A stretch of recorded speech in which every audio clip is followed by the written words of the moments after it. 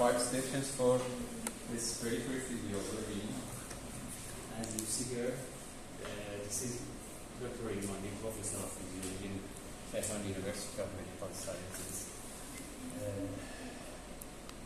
For these 5 sessions, I will talk about these topics. At first, I will have a brief review on anatomy and histology of respiratory system. At the same, I will talk about briefly the respiratory function of the respiratory system. At the next, by detail, I will talk about pulmonary ventilation, or the same inspiration and expiration mechanism, and different pressure changes inside of the alveolus, inside of the pleural space. The first topic is about different types of pulmonary circulation. You will know that in respiratory system we can see 2 different types of blood circulation. The systemic circulation, by the name bronchial circulation, is a part of systemic by high pressure system, high pressure, and another type of circulation inside of the respiratory system is the same pulmonary circulation or low pressure circulation. But the details I will talk about these types of circulation inside of the respiratory system. The next is about the principles of gas exchange, or the same diffusion of 2 important gases, oxygen and carbon dioxide, through the respiratory membrane. At the first, I will introduce the respiratory membrane at the same. Next, I will talk about these principles. The transport of the gas, the oxygen and carbon dioxide in blood, and regulation of respiration. You know that we have 2 types of respiratory regulation or adjustment, nervous and chemical. By detail, I will talk about this. You see here that the reference for respiratory physiology is the same Guyton book, the 4th edition, 2021, chapters 38, 39, 40, 41, and 42, all the place from 495 to 548. Okay? So, but for the first session, I talk about this subject. At the first, I will talk about the basic of respiration, respiratory and non-respiratory function of the respiratory system. Next, I will talk on physiology aspect about the respiratory tract divisions. Mecociliary system, trachobronchial tree, the structure of alveoli, 2 kinds of types of circulation, and how we can regulate the airway resistance, dead space, and the autonomic nervous system. We can tell you that if I want to divide the pulmonary function into 2 parts, respiratory function and non-respiratory function. At the first, I will talk about briefly what's the main and fundamental respiratory function of the respiratory system. Provide the oxygen. Provide oxygen and exchange the gas. Remove the carbon dioxide. Okay. As told, the main function of the respiratory system is the same. The respiratory system can provide oxygen for peripheral tissues. You know that all cells of the body have metabolism. For this metabolism need oxygen. By this metabolism, you can see that we have production of another gas. This gas is the same carbon dioxide. So the respiratory system can provide the oxygen for all cells of the body and can remove the carbon dioxide. And you know that the oxygen in the cells uses for production of the energy. ATP. The common energy inside of all cells of the body is the same ATP. ATP is the same adenosine triphosphate. By this molecule, the cells can provide their energies. In addition to respiratory function, these types of function inside of the respiratory system called the respiratory function. In addition, we have another function inside of the respiratory system by another name, non-respiratory function. Can you tell me that what are these functions? I know two functions: olfaction. Olfaction or smelling. Yeah. Olfaction or smelling is done by the nose. Is not the respiratory function. Is non-respiratory function. Okay. And speaking? Speaking. Through the Why? Voice. Why you box. tell Voice about box. speaking? Because it's done inside of the larynx. Voice And the box. larynx is the part of the respiratory system again.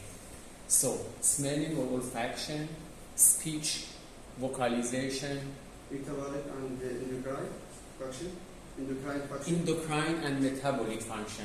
Can you tell me that, for example, in metabolic function, how can act the respiratory system? We don't have any idea. You have an example for this metabolic and endocrine function? Or I think so. Like it's related on the angiotensin. Okay, Yeah, it's very very important. activated. For example, you know that for regulation of blood pressure inside of the body, we have a specific mechanism, renin, angiotensin, aldosterone system. And you know that when the blood pressure decreases,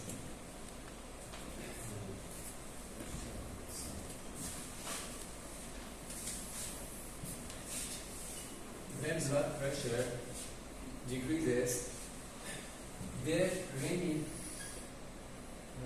angiotensin system is activated. And the part of activation, the angiotensin, is done inside of the respiratory system. You know that at the first angiotensinogen is converted to the first types of angiotensin. This angiotensin is angiotensin number 1. But by using renin is an enzyme here. Angiotensinogen is converted to angiotensin type 1. But this angiotensin type 1 is not active, it's passive, and should convert to the another type of angiotensin by the name angiotensin type 2. This conversion is done by using the specific enzymes. Enzyme is ACE, angiotensin converting enzyme. You can see the large amount of this type of enzyme inside of the endothelium. Which endothelium? Endothelium inside of the pulmonary capillary. In pulmonary capillary endothelium, you can see large amount of this enzyme. So you can say that the respiratory system have an endocrine or metabolic function. Another example, you know that the regulation of acidus and base. Can you tell me that how the respiratory system can regulate the pH of the body fluid? How can? Excuse me. One by kidney and by buffer system and by respiratory system.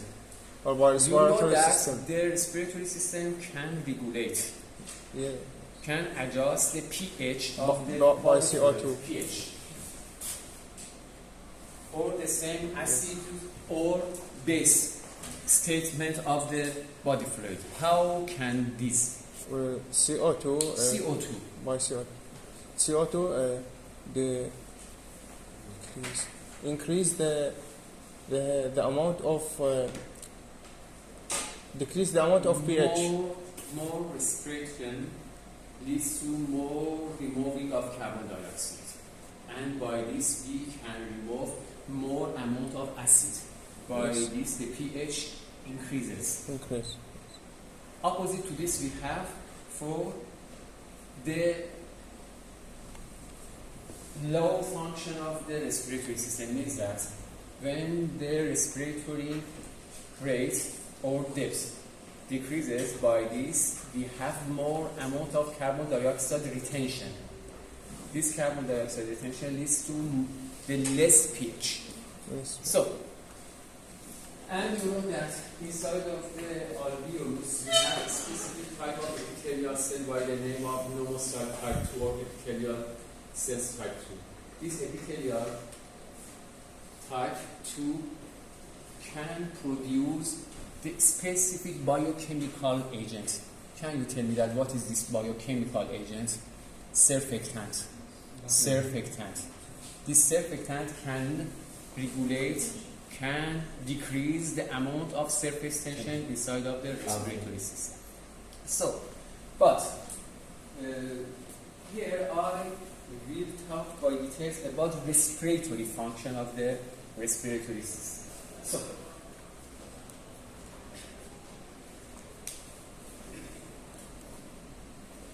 can you tell me that how we can divide the different airways inside of the respiratory system? Conduct area and the respiratory area.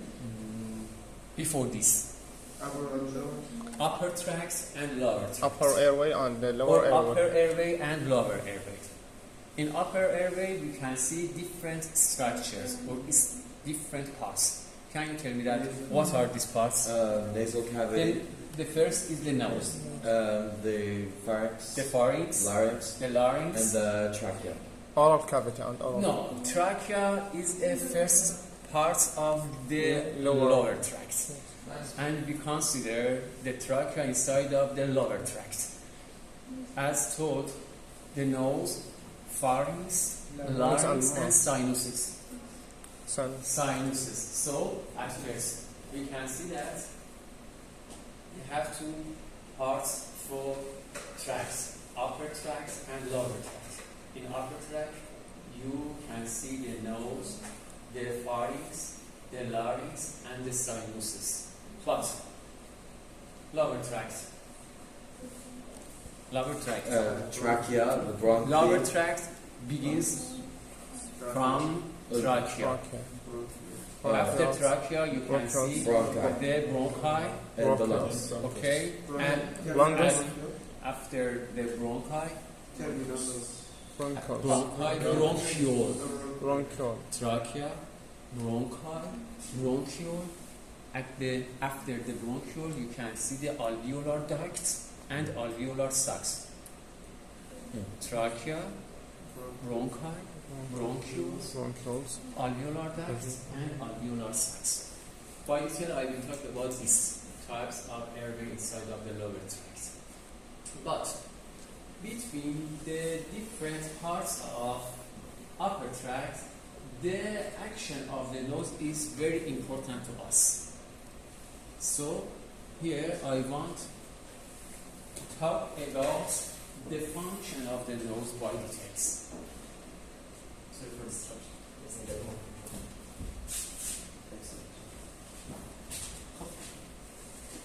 Then the nose has cilia cells which protect the Cilia cells protect the protect. Okay, the first. and Air warming. Air warming. And it moistens the air. Moistens the air. Okay. In addition to olfaction and the passage for the air, you can see the very important action inside of the nose. Totally, we can name this action of the nose as air conditioning. Air conditioning.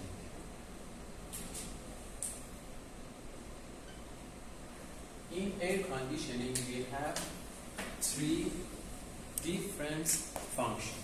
The first, when the air from atmosphere goes inside of the nose, and at first should move from this nose and goes toward the another part of the respiratory system. For example, pharynx at the first, larynx and the trachea.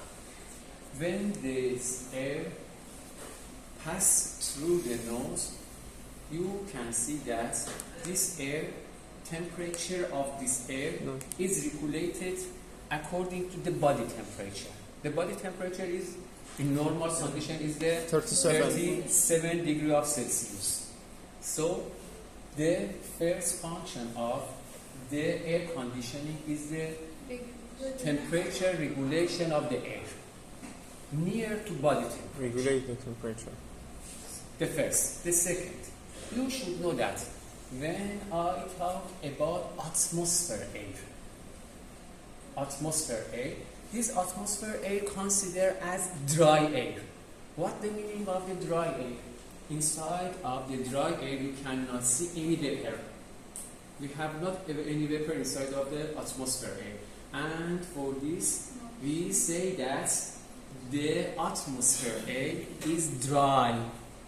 But when this dry air passes through the nose, you can see that step by step the vapor adds to this dry air, and at the end of nose you can see that the vapor pressure at the body temperature reached to 47 degree of the 47 millimeter of mercury.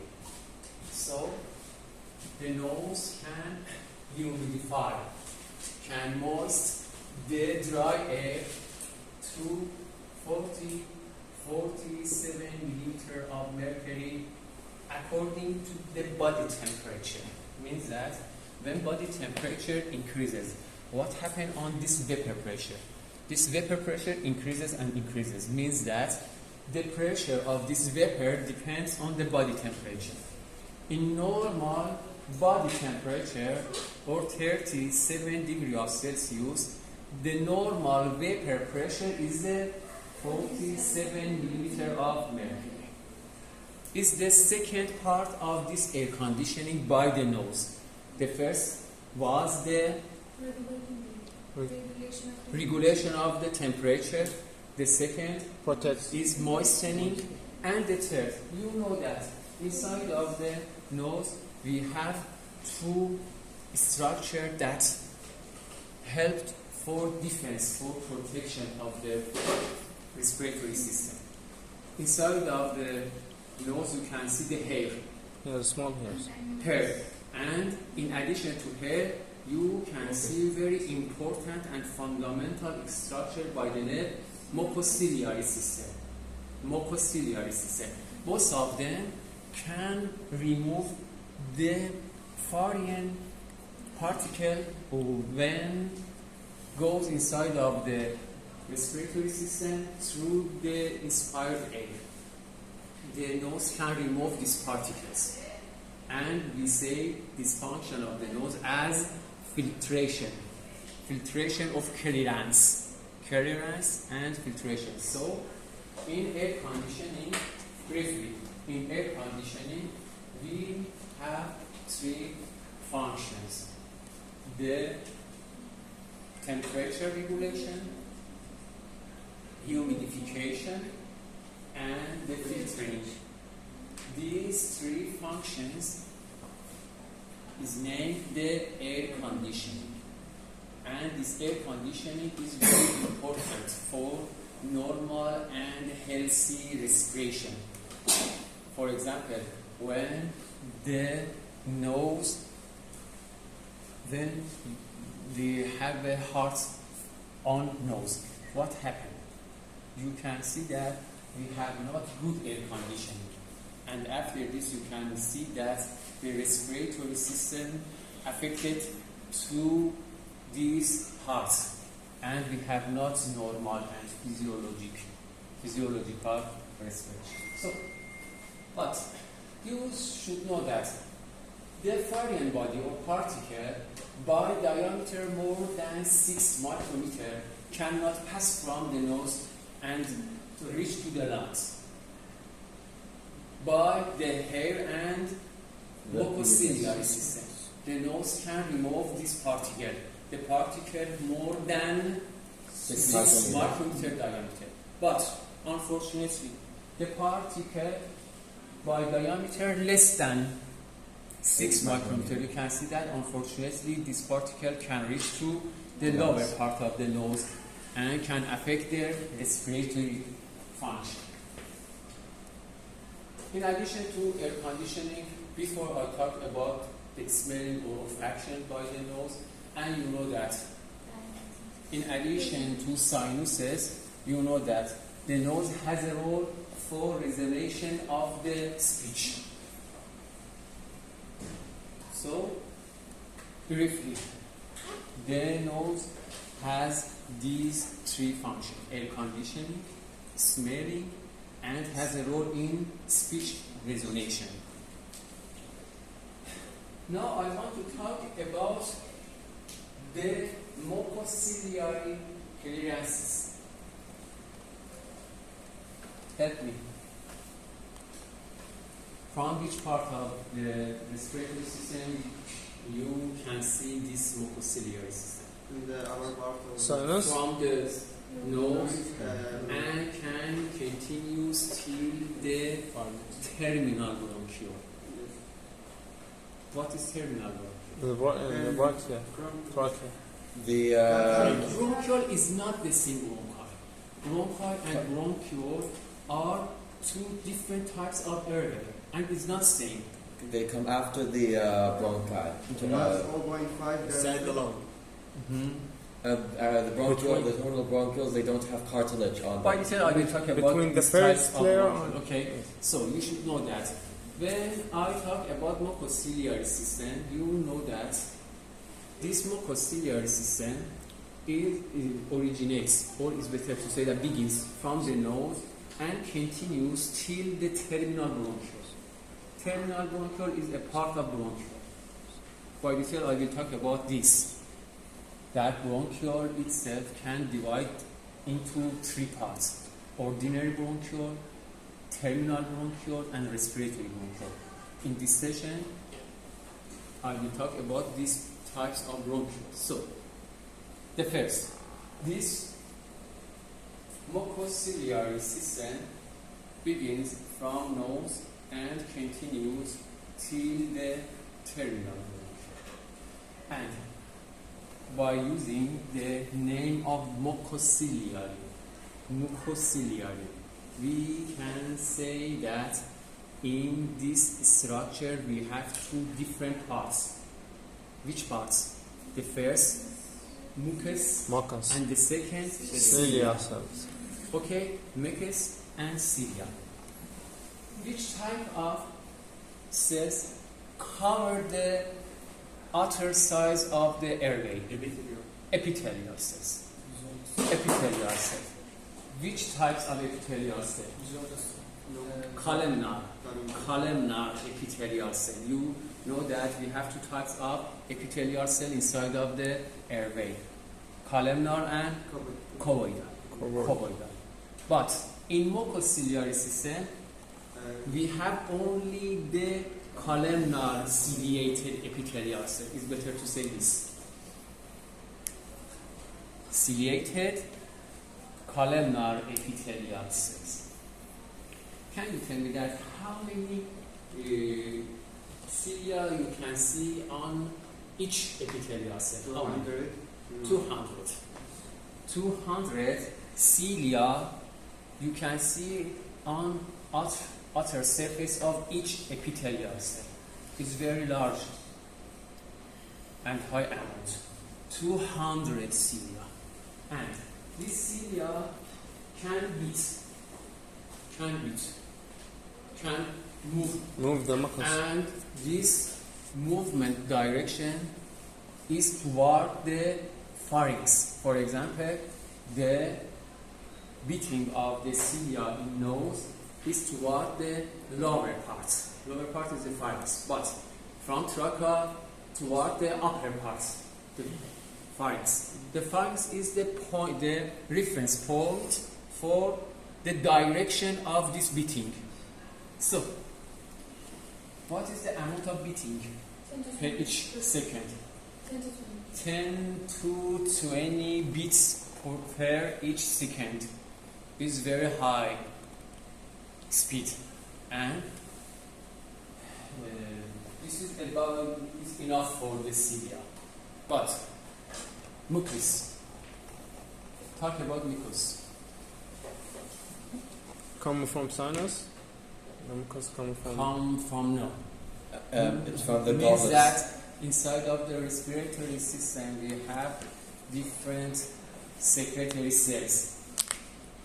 I want to talk about these two types of secretory cells for mucus.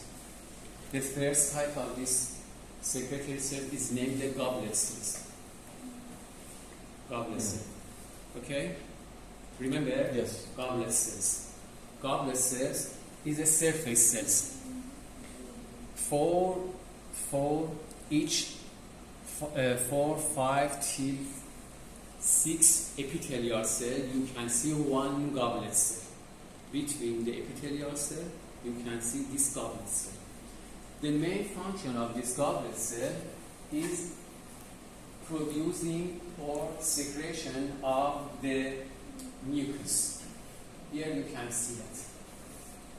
These cells are the same epithelial cells. Which type of epithelial cells? Columnar epithelial cells. Here you can see the cilia on outer surface of these types of epithelial cells. For each epithelial cells, we can see 200 cilia, and this cilia has beating. This beating is about 10 till 20 beat per each second. So, after this, you can see here between each six epithelial cell, we have another cells by the name goblet cells. Goblet cells. Goblet cells has another name. Surface secretory cell. Surface secretory cell is the same goblet cell. Means that this goblet cell lie between the epithelial cells of the airway. Here and here you can see the goblet cell. The source for mucus production at the first is the goblet cells. After goblet cell, you can see another secretory cells inside of the specific gland. This gland is named submucosal gland. Submucosal gland. Inside of submucosal gland, you can see two different types of cell. Two different types of the cell. The mucus and the serous cells. Both of them can produce and can secrete the mucus. Can you say that what is the composition of mucus? What's the main composition of the mucus? Water. Inside of the mucus, you can see different types of biochemical agents. What are these agents? Water. The main part of the mucus is from the water. How much? Can you tell me that? 80%. How much of the mucus is from water? More than 95%. 95%. So, inside of the mucus,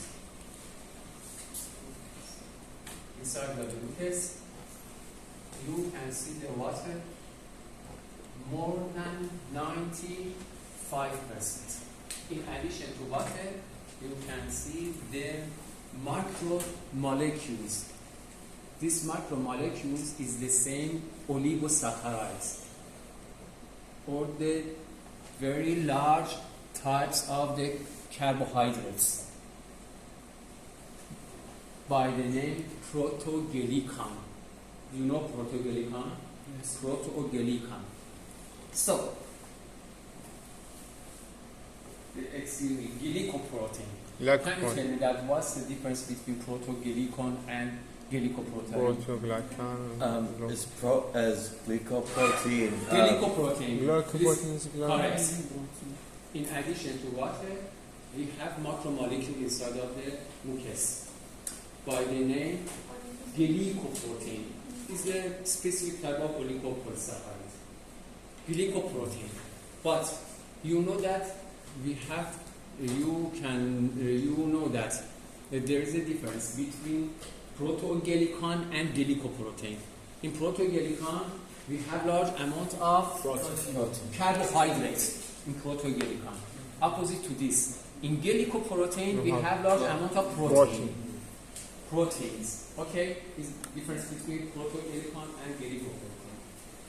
So, water plus glycoprotein plus the electrolytes, specific electrolytes.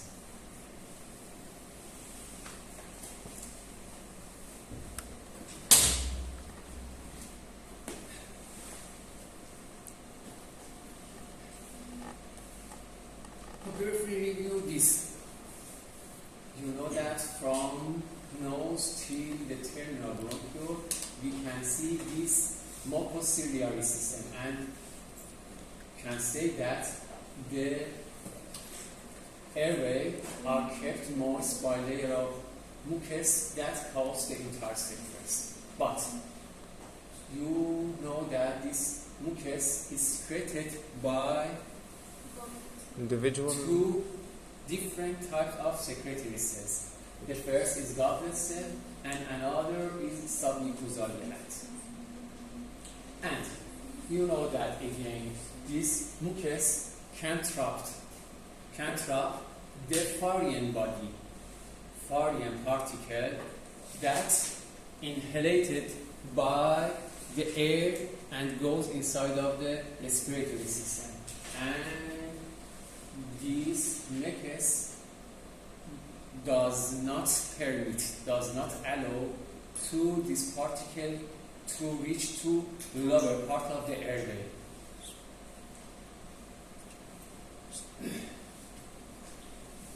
The cilia by the number of 200 for each epithelial cell, and the beating of this cilia about by frequency about 10 to 20. And we know that the mucus, this mucus movement is has a very low speed or velocity. Or I want to say that this mucus slowly can flow as a few millimeter per each minute. And told before that the direction is toward the pharynx, from nose lower and from trachea to up. So now I want to talk about the trachobronchial tree in lower tract. At first, I divided the airways into two parts: upper tract and lower tract. In upper tract, by detail, I talked about the nose function. Between them, the air conditioning was very important. After this, I reached to the lower tract. In lower tract, we have different types of airway. The first airway is the same trachea. After trachea, you can see the new airway by the name bronchi. After bronchi, we have new airway by the name bronchioles. After bronchiole, we have a new airway by the name alveolar ducts. And at the end of lower tract, you can see alveolar sacs. Okay? So by detail, I will talk about this.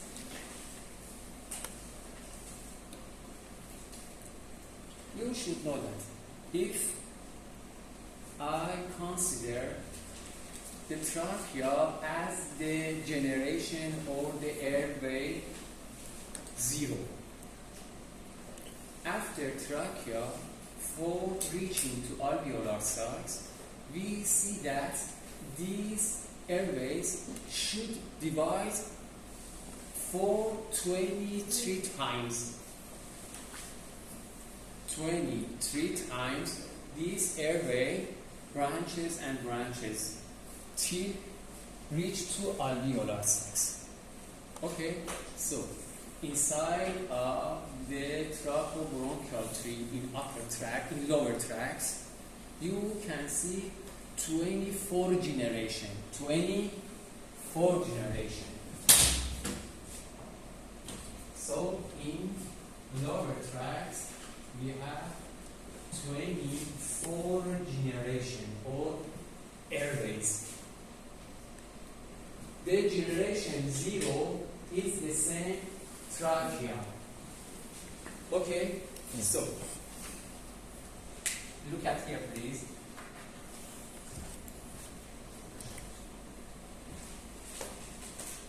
You see again here, trachea is the same generation 0 or airways 0. After trachea, you can see new airway by the name bronchi. Bronchi. After bronchi, bronchioles. After bronchioles, alveolar.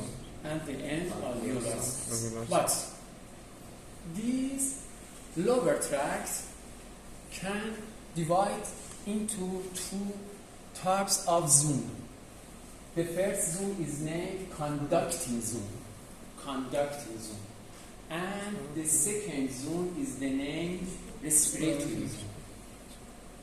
What is the conducting zone? Conducting zone begins from the beginning of trachea till the end of generation 16. Begins from beginning of trachea till the end of generation 16. In this zone, you can see 17 generation 0 and the 16th generation after the trachea. Okay, so by beginning of the generation 17 till the end of generation 23, we have another zone. This zone is named respiratory zone. So, can you tell me that what is the difference between these two zones? Or I want to have this question by another terms. What is the main difference between conducting zone and respiratory? Conducting zone.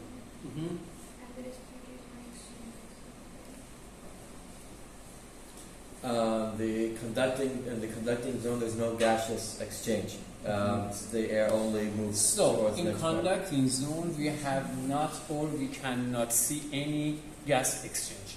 Gas exchange is this means that the O2 and CO2. carbon dioxide absorption and oxygen absorption and carbon dioxide removal. Yes. Okay, so. But in the respiratory, starting from the respiratory bronchioles, there is some gaseous exchange, and at the alveolar sacs, it's the maximum. Okay, it's very good. The main difference between these two zones is the same. Means that in conducting zone, we have not any alveolus. Alveolus is the main and fundamental site for gas exchange. The oxygen and carbon dioxide exchange is done inside of the alveolus. Inside of the conducting zone, you cannot see any alveolus. And for this, we say that this part of lower tract is conducting zone. Means that in this part of the lower tract, we have not any gas exchange. But by beginning of the 17 generation, step by step and gradually, you can see the alveolus. And by this, we can say that by beginning of generation 17, we can see the gas exchange. And for this, we can name this part of lower tract as respiratory zone. Respiratory zone.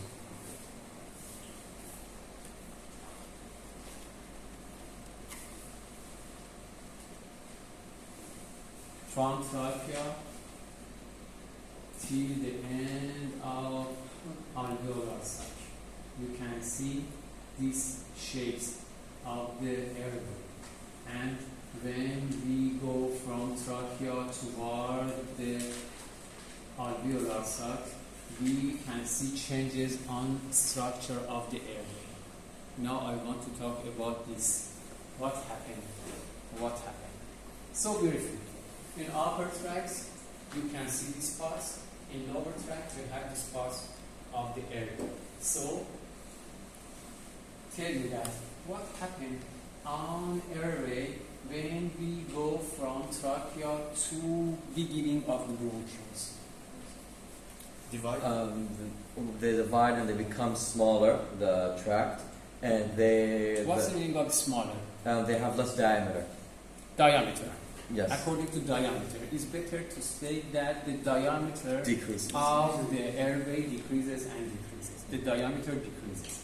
And the cartilage, which is The amount of cartilage decreases similar to diameter decreases and decreases. and becomes less. The length, The the length length also decreases. decreases. Okay. And until we reach the term. What happened on the amount of smooth muscle cell?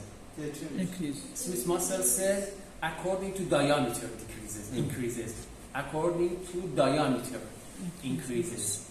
Okay? And so we. Thank you so much.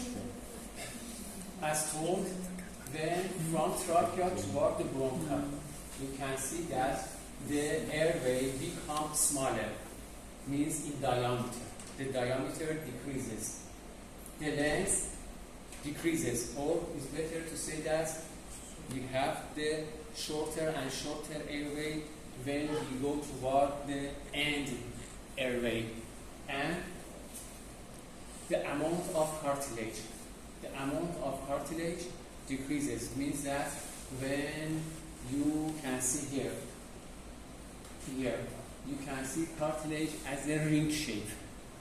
Cartilage in trachea has a ring shape, but when it goes toward the bronchi, step by step you can see that the ring shape changes to plates cartilage shapes.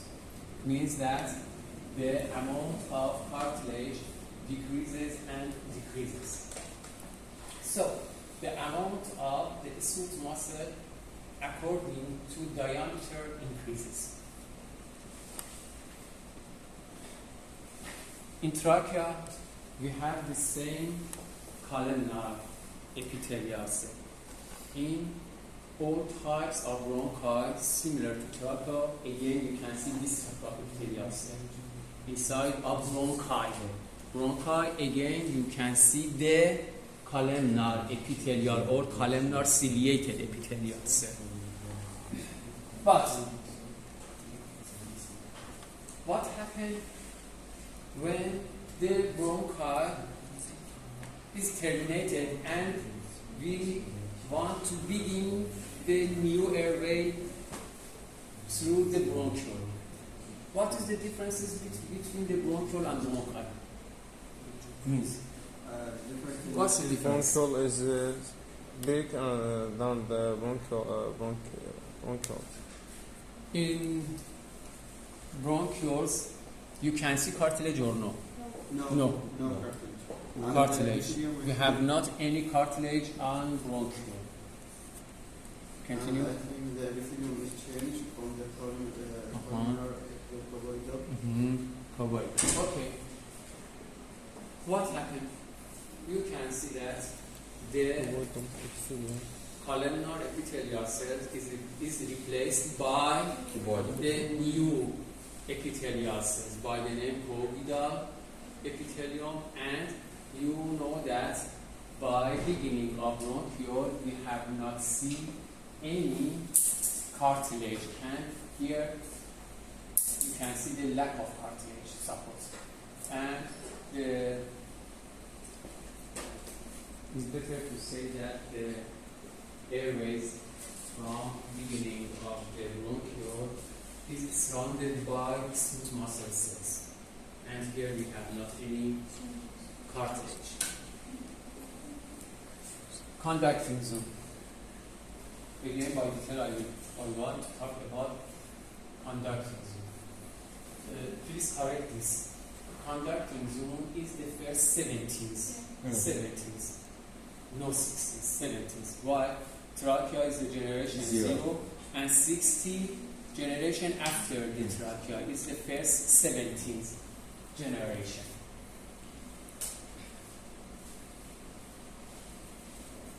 In respiratory physiology, we replace the conducting zone by specific and fundamental physiological parameter.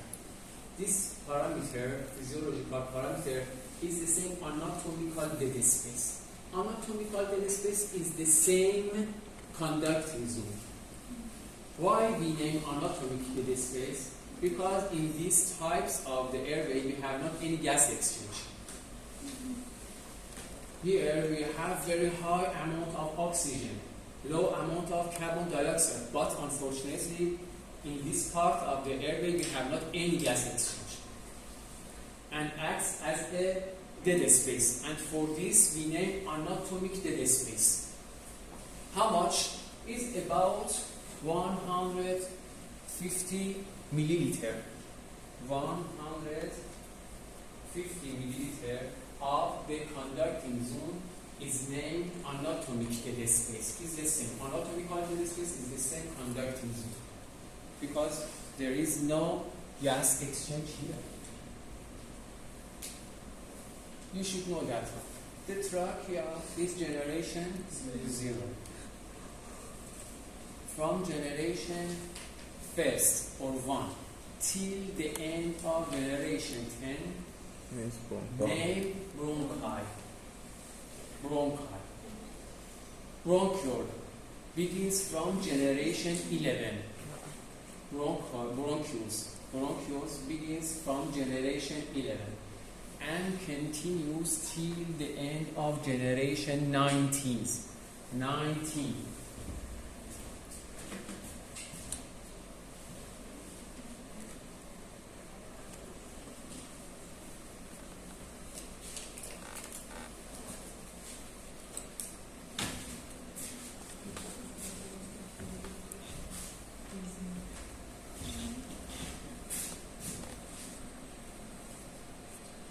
Trachea generation 0. Bronchi generation beginning generation 1 till the end of generation 10. From generation 11 till the end of generation 19 is the name bronchioles. In bronchioles, we have not cartilage, and the diameter decreases, the length decreases, the amount of smooth muscle cell relation to diameter increases. Okay? So, but you should know that we have 3 types of bronchioles. Ordinary bronchioles, or normal bronchioles. Ordinary or normal bronchioles.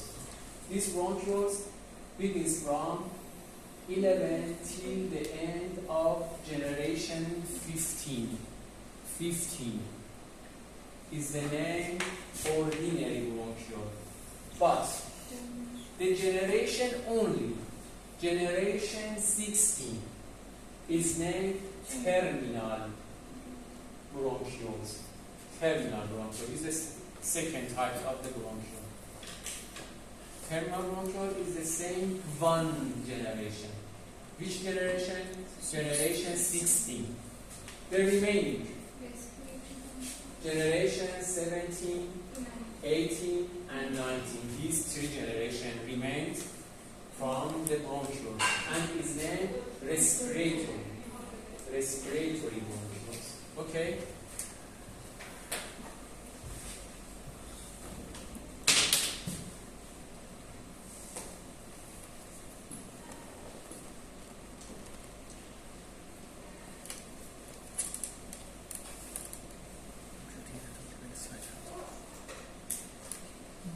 So,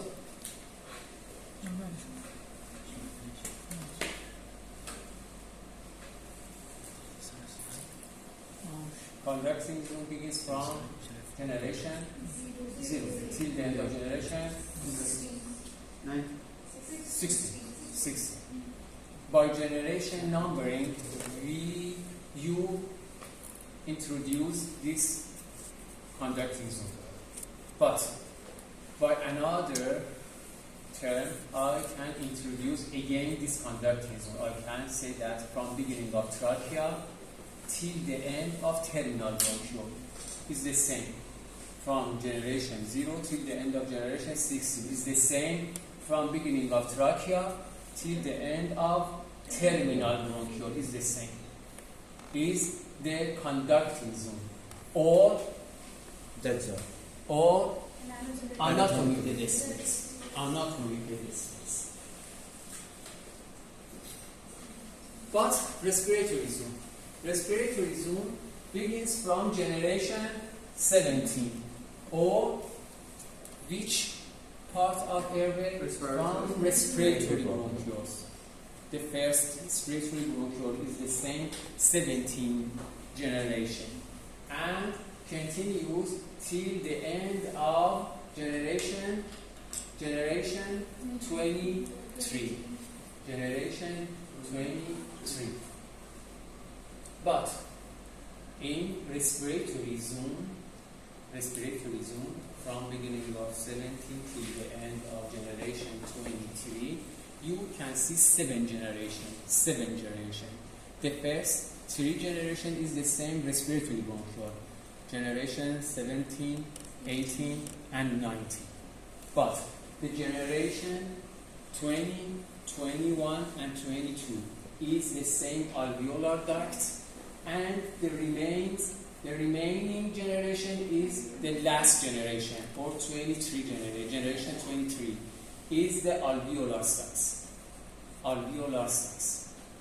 Briefly, trachea 0, bronchi from 1 till the end of 10, bronchiole, ordinary bronchiole from beginning of 11 till the end of 15, terminal bronchiole is the first 16, and respiratory bronchiole is 17 till the end of 19, 20, 21, 22 is the alveolar ducts, and the last and remaining generation or the 23 generation is the same alveolar sacs.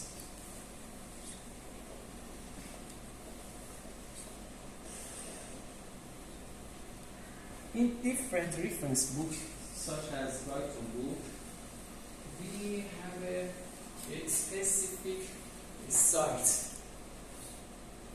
specific location.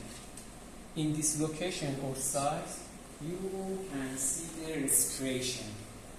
Is a part of respiratory zone. Is named respiratory unit. Respiratory unit. In this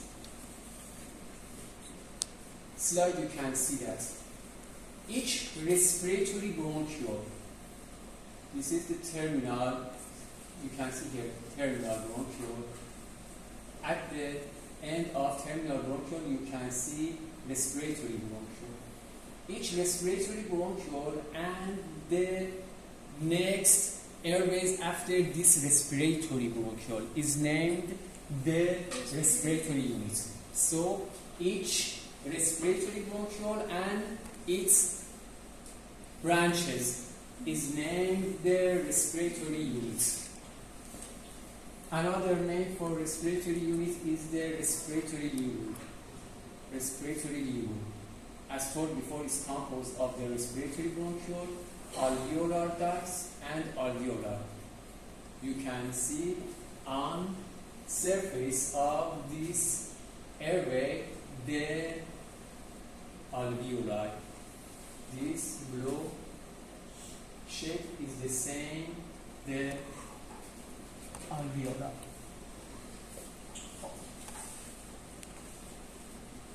Now I want to talk about structure of alveolus. In each alveolus you can see two types of epithelial cell. Please continue and let me.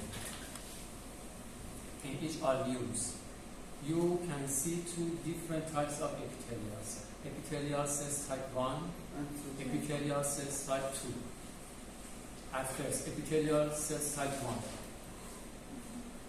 I think it's from 96 or 95% from the alveolar and take the front part from the More alveolar. surface of the alveolus is covered by these types of epithelial cells.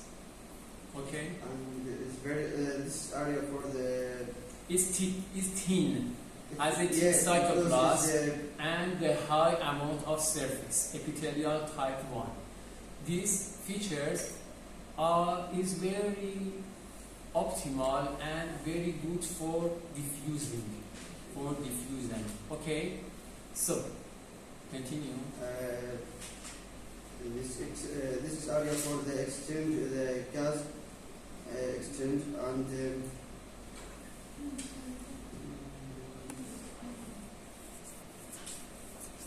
we have in the corner we have the type 1, type 2, and I think it's in the type 2 make the surfactant. Type 2. The main function of the epithelial cell type 2 is production and secretion of the biochemical agents. Surfactant can regulate the amount of surface tension. Complete this. And the surfactant stops the alveoli from collapsing due to the difference in air pressure. And in the type 1, I think diffuse between the surface and the capillaries that make a thin layer. You can complete or no? No. So, as you see here, you can see different alveoli here. Inside of this alveolus, you can see two types of epithelial cell. Epithelial cell type 1 and epithelial cell type 2. Another name for this epithelial cell is pneumocytes. Pneumocyte type 1 and pneumocyte type 2. You know that about 300 million alveoli you can see inside of both lungs, left and right lung. You can see 300 million alveoli. The diameter of each alveolus is about 100 micrometer. The diameter in normal condition. The radius of each alveolus is about 100 micrometer. Means that the diameter is about 0.2 millimeter. 0.2 millimeter for diameter is the same. Radius about 100 micrometer is the same.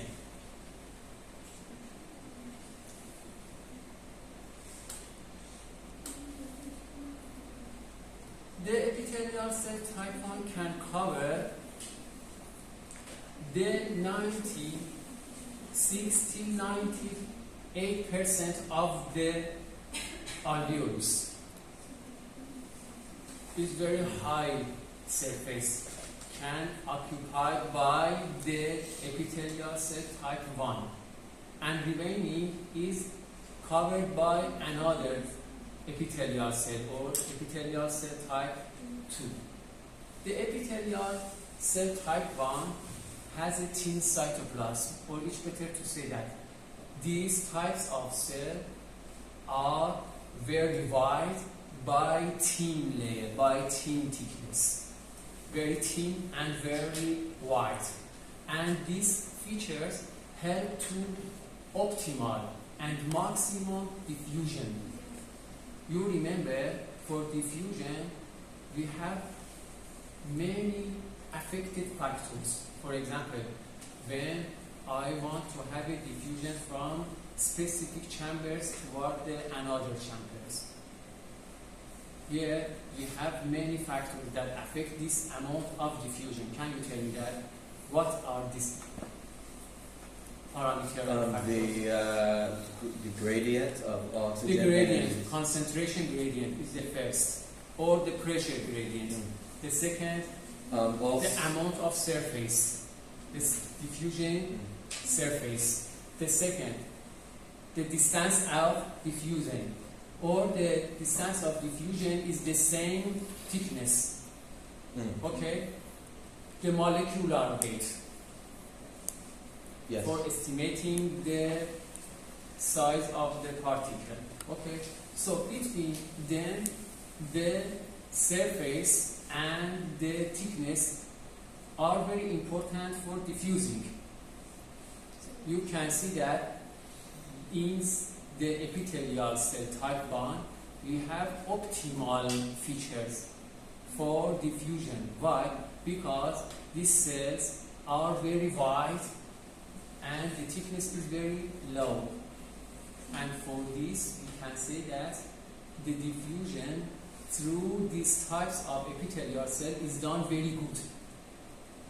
But the remaining epithelial cells are the same epithelial cells type 2. The main function of the epithelial cell type 2 is surfactant production, surfactant secretion.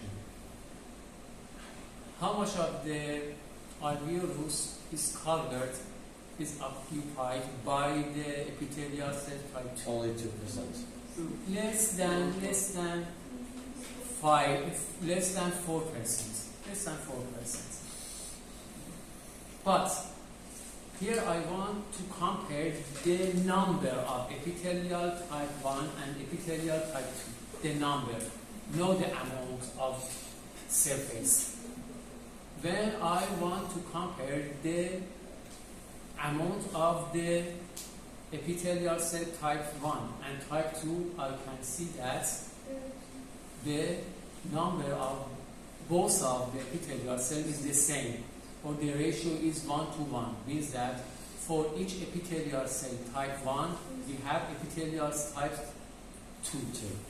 The number of epithelial cell type 1 and 2 is the same, is equal together. Okay? So, now I want to talk about two types of